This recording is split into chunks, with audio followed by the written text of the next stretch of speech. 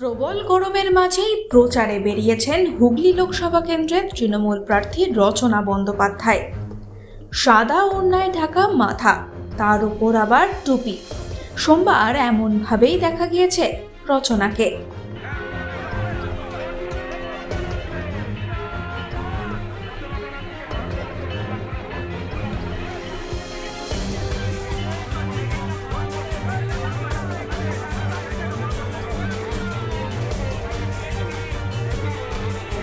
লোকসভার ভোটে যেন আমাদের সবার জননেত্রী, আমাদের মা মাঝি মানুষের জননেত্রী মমতা বন্দ্যোপাধ্যায়ের গলায় যেন বিজয়ের মালা আমরা তুলে দিতে পারি, এটাই আমাদের দৃঢ় প্রতিজ্ঞা হবে সবার।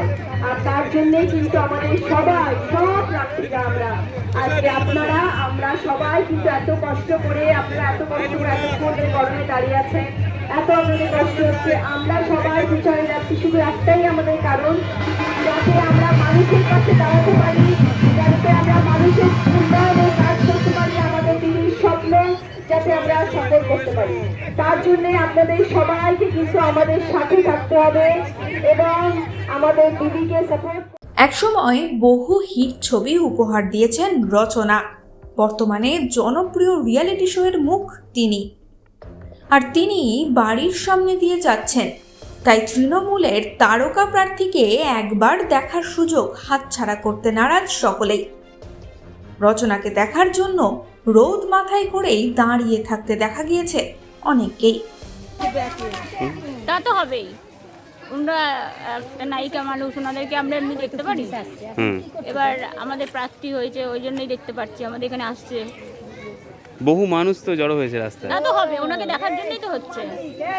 মানে দুর্গা ঠাকুর দেখার জন্য এত লোক হয় কি? হয় না, না, উনি একটা, ওনার ফ্যান আছে সবাই, দিদি নাম্বার 1 দেখে, তারপর ওনার অনেক বই আছে, এইসব কারণ। আর ওনাকে এখানে আসছে, ওনাকে দেখার জন্যই তো আমরা সবাই লাইন দিয়ে দাঁড়িয়ে রয়েছি।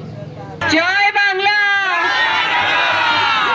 আপনাদের সকলের আশীর্বাদ চাই, ভালোবাসা চাই, যেন এবারে 2024 লোকসভার ভোটে যেন আমাদের সবার জননেত্রী, আমাদের মা মাঝি মানুষের জননেত্রী মমতা বন্দ্যোপাধ্যায়ের গলায় যেন বিজয়ের মালা আমরা তুলে দিতে পারি, এটাই আমাদের দৃঢ় প্রতিজ্ঞা হবে সবার। আর তার জন্যই কিন্তু আমাদের সবাই, সব প্রার্থীরা আজকে আমরা সবাই কিন্তু এত কষ্ট করে, আপনারা এত কষ্ট করে এতক্ষণ ধরে গরমে দাঁড়িয়ে আছেন, এত আপনাদের কষ্ট হচ্ছে, আমরা সবাই প্রচারে যাচ্ছি শুধু একটাই আমাদের কারণ, যাতে আমরা মানুষের পাশে দাঁড়াতে পারি, যাতে আমরা মানুষের উন্নয়নের কাজ করতে পারি, আমাদের দিদির স্বপ্ন যাতে আমরা সফল করতে পারি। এই সময় ডিজিটাল।